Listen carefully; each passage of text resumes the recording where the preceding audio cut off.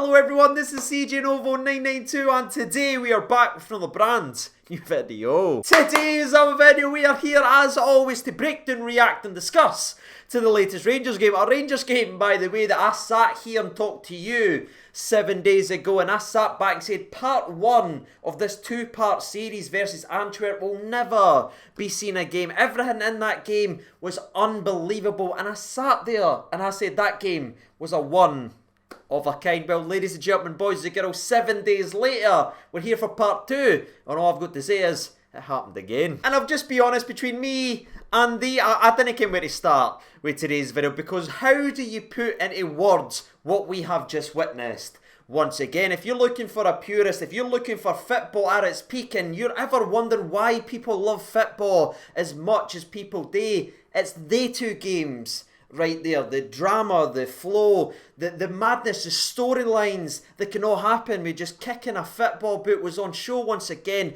It was football at its very, very best, and on a European stage that is what you want to see. I'm really struggling here, but if we just focus in on this game right here, we just watched a Rangers team at home in a European knockout stage without three cornerstones of any team, if we're being honest, with the players like the likes of Tavernier, our skipper, and one of our most influential players. We were without him the night. We were without Ryan Jack, our defensive anchor, our general in the middle of the park, one of our most consistent players since he's walked into this football club. We were without him in the midfield, and we were without the guy that was up front who was scoring and making things happen and was at that point our top goal scorer in terms of attacking. We were without three of them for the second leg, having only a goal advantage. Yes, we scored obviously 4 away goals, but that game could have got easily away for us, but not once did we ever look in real threat, if we're being brutally honest. What we have witnessed and what we have seen of this Rangers team just can't be understated. The job that's been done, man, it's absolutely glorious. Something else that's absolutely glorious, by the way, is as we move on, as we march on deeper into this European competition, we leave behind us in the previous round, in that 2-game spells of a European competition, with 9 freaking goals in our way. A genuine 9, ladies and gentlemen. And I know we didn't get the 10, but I didn't want the 10 anyway. I'm happy with the 9 that we got. Oh, I'm going to enjoy today's video, and hopefully you guys are as well, because I'd love to know what your thoughts and opinions are on this game of football. Because going in to the game, we obviously got a massive shock when we saw who was on the bench and who was made available, as Calvin Bassett, Nathan Patterson and Zungu was all included into the bench, and I think that was a shock for the majority of us. But I thought Alan McCoy's really nailed this ahead of the game. I'm not sure if you saw it or whenever he was talking on BT Sport, but he went ahead and said that Gerrard is doing what's best for the football club. He'll have feelings and everything like that about what's happening with the players that has let him down, but he's putting Rangers club in the best possible position. And if you actually just take a step back, take your heart and soul out of it, and just look at what happened throughout the game, well, I think that was proved to be best for business, and certainly best for this football club, because the substitutions that was made from the players that was a shock inclusion into the squad certainly added something to the game of football. But before we get there and break all that down, because honestly we have to, because it's simply incredible, Quentin Tarantino couldn't script that any better. We have to go right to the start of the game before we go down that avenue, because this game and what the players gave certainly deserves us to go right back to the start and speak about this breathless game of football. I'm using the word breathless there because that for me summarises the first 20 minutes of this game. And if you're looking at the first 10 minutes, it pretty much was just the Ryan Kent show, but he had a partner alongside him dancing and jiving, and his name was Alfredo Morelos. I mean, what do I even say about that lad of the day? But the two of them were just in sync, and they were dancing and they were having fun. They were slicing and dicing, because just 3 minutes into the game of football, Morelos combines with Glenn Kamara with a beautiful wee 1-2, takes the ball in his stride, and where previous seasons, and I think you're looking at a year or even at the tail end of last season, I think Morelos is getting that ball and he's trying to have a pop, or he's trying to run at the defenders, but Morelos has added so much different aspects to his game that he knows that he is a focal point, and when he is, that frees up other people, so he unselfishly gets the head up, spots Ryan Kent, who's going to be open all day down that side, just because of the attention that Morelos actually draws towards him. He finds Kent, and to be fair to Kent here, and to be honest I should say, it is a shot that isn't going to make any highlight reel, but it was a promising start to the game of football that we could see that our front three especially was all starting to click already. Speaking of clicking, by the way, I nearly bolted up the stairs and started tickling this poster because in the 7th minute of this game of football, Stephen Davis whips in a terrible corner, I'll be brutally honest with that, but the ball comes back to Davis and he gets his head up and he picks Ryan Kent out perfectly, who chists it down, and it's a first time volley that's gone Scotty too hotty in his ass all the way to the back of net. That's what I was thinking, but somehow, some way, this keeper on that surface and on that bounce gets his fingertips to it. And I genuinely think with the way that this game went and the goals and the madness that happened, that save isn't getting the respect it deserves because it should have been a goal, but somehow, some way, the keeper stopped it from going in. But still, you could see us piling on the pressure.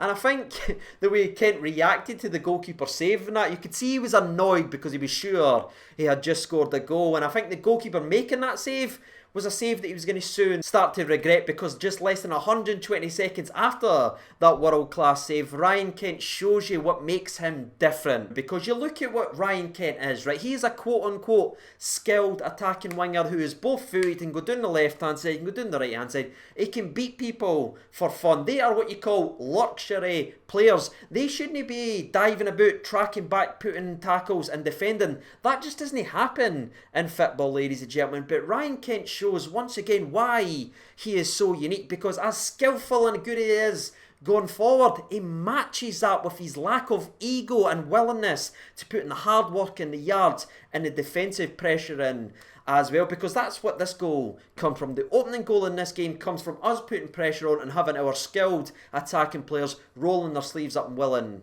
to do a job, because Ryan Kent's is nipping at the defender's heel. It's kind of close to his end box. The defender takes a touch, Ryan Kent nips in front of him, but what happens then? Where is the composure? Where is the final product? Well, you saw it, and as Ryan Kent lifted his wee nasher, passed it in to Alfredo, who beats his man to the ball, and it's a brilliant tap-in. And I'm saying tap-in, by the way, because there was no goalkeeper, but it's a better finish than that, as Alfredo batters it into the back of net, and that right there is a bona fide pumping of a start that genuinely couldn't have been any better. But as much praise as I'm putting on this Rangers team for being at that level, when you're playing in European football, you know it just takes a second for a game to change, especially at this level. And we could see that in the 28th minute. After us dominating in every aspect, they had one chance and they nearly put it in the back of net themselves in the 28th minute after some brilliant work down the left hand side by Lukaku. I mean, we talked about Ryan Kent in the Morelos show. Well, he got a wee bit in the limelight. He stood in the spotlight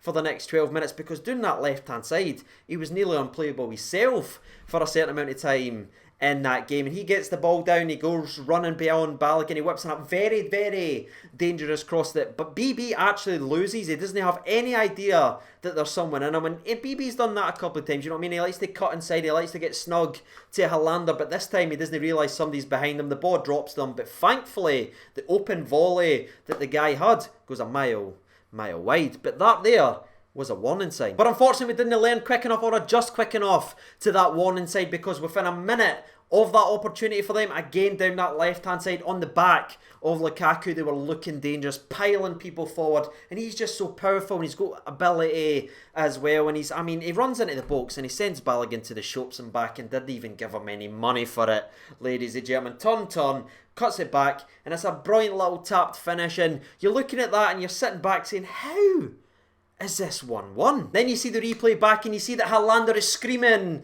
for Joe Aribo to track his man. But again, as we've said many times on this channel, defensively, that's not where you get the best out of Joe Aribo. He tries to get back, he tries to get stuck in, but that's not his game. And it's 1-1, and somehow, some way, they got back into this game after a breathless 25 minutes for us. But it could have been much worse, because just after a couple minutes again down that left hand side, Jordan Lukaku, who now has Balogun on a yellow card, just has the orders to just run at him and try and make him foul him. And to be fair, I'm not sitting here saying that Balogun was terrible. He did put in a couple of important tackles, but it's these moments you notice the most because they end up leading to opportunities, so they stick in the mind more. And this time Jordan Lukaku wins the battle once again as he sends him to the shops once again because he went ahead and forgot the roles. That's annoying that when that happens, eh? But anyway, he sends him, but thankfully Connor goes in and switched on enough to close the gap, doesn't give Lukaku time, forces him in to a quick shot, and that shot is dragged, thankfully, freaking wide. So that leaves us with 60 seconds left of this crazy first half, and the way it's actually going out is we've got a counter-attack. It's a brilliant ball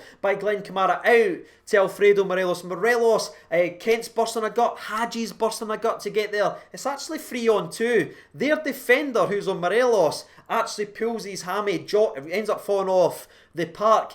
But Alfredo Morelos does something here that I imagine is going to be a hot topic down there in the comment section below, because Morelos actually stops playing because the man went down with a hamstring injury. And I'll just be honest with you right frickin' now, the SFA is going to be absolutely fuming. The Scottish media is going to be sickened when Alfredo Morelos goes ahead and wins the FIFA Fair Play Award for doing what he did, because that was a clear goal scoring opportunity. But he's not the bad guy that they make him out to be. And hell, I'll be honest with you, he's a much nicer guy than me, because no way would I have stopped that for a hamstring injury, a head knock or anything like that. Absolutely. But Alfredo, to be fair to him, shows what type of guy he actually is, as he stops the game so the guy can get looked at. And you know, son, I can't help but wonder what the bitter pundits in these tin pot rag papers would actually say about Morelos. If the man does go ahead and wins the FIFA Fair Play Award for stopping a clear-cut goal-scoring opportunity for the man to get help, if he did somehow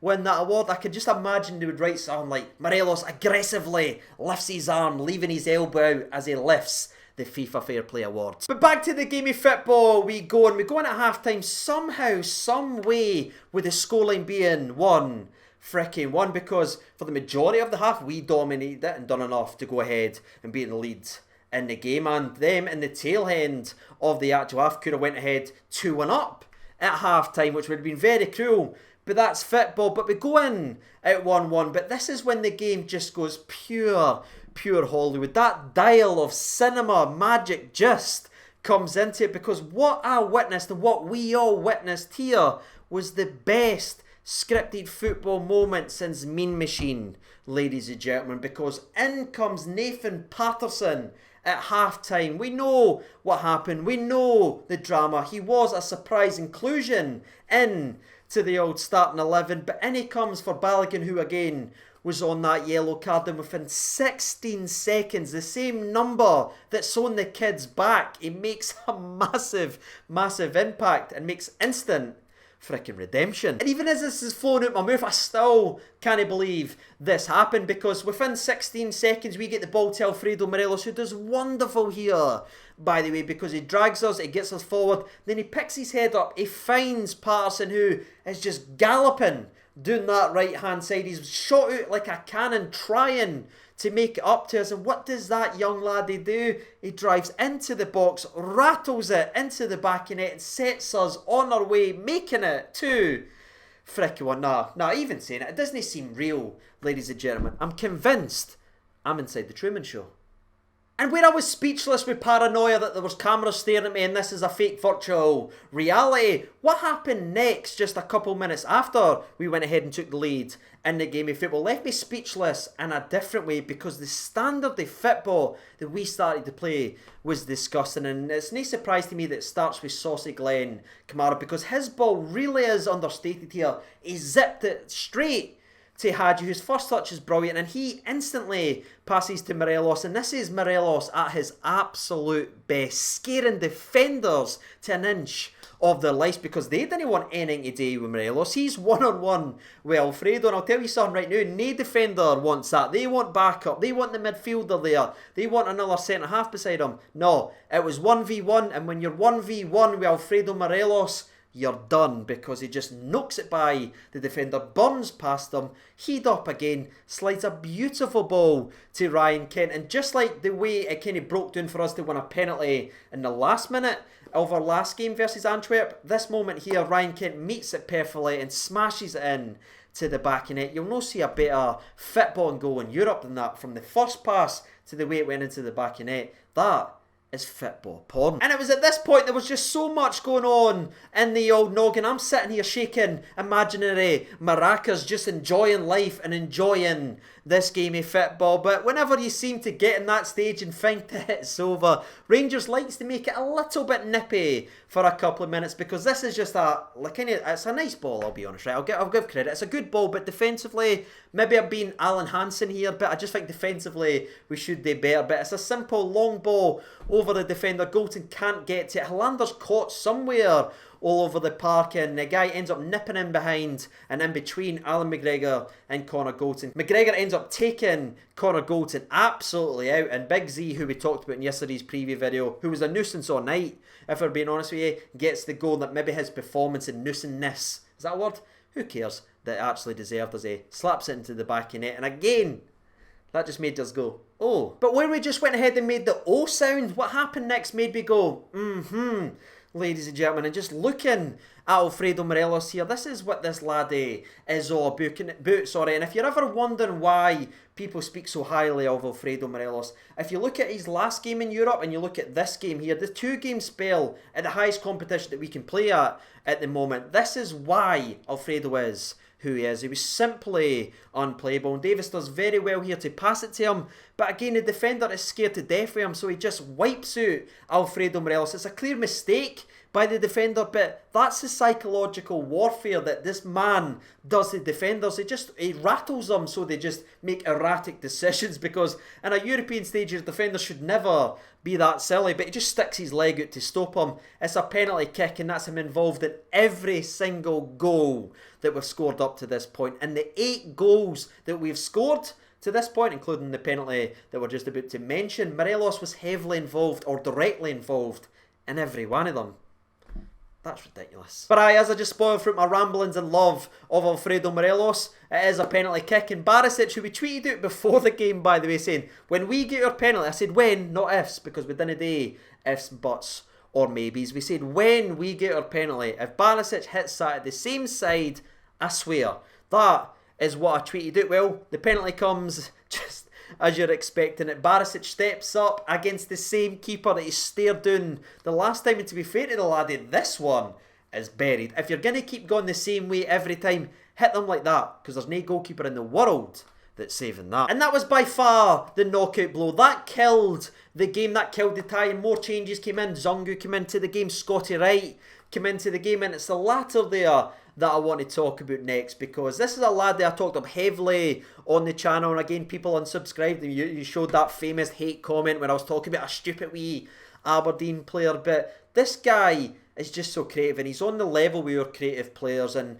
as my dad always says, you play better with better players, and you can see that with Scotty, right? He's already taken his game to that level, and this is just all about him. There's no other like kind of passing behind, he's no running there, somebody just wiped him. This is just his desire and his quality, showing you what he's all about, because he has 2 defenders on him. He just drives, he skips in to the box, gets the contact. It's a penalty kick, and who steps up? Is it going to go? Is it going to be BB again to hit an exact same side? Thankfully no. My ticker couldn't handle that. It's Big Said who came on the park, and he gets his goal that his work rate and his unselfishness deserves as well. And it's a penalty I absolutely love as well, because even if you've scored a penalty in a game, or even if you've missed a penalty, your next penalty should always just be blasted straight down the middle, and that's what Big Said to Ted does, right down the middle, game, set and match, and it's a big goal for him, and everybody was celebrating, everyone was happy, and that was it for an incredible, truly, I'll say it again,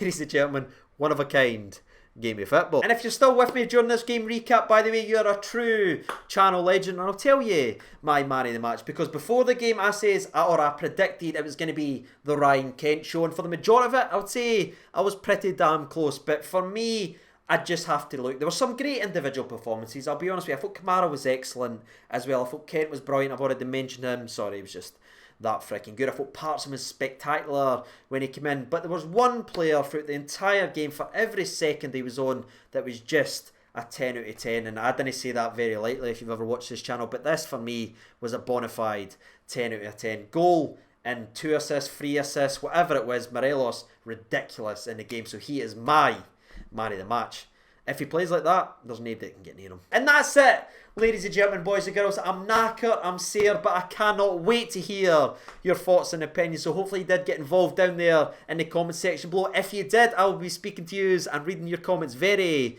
very shortly. But until then, I've been TJNova992. Thank you so much for watching. How awkward is this? My camera cut out as I was doing my outro. You are kidding me. Anyway, I think I said my last word was and be. So I'll say and be. Bye.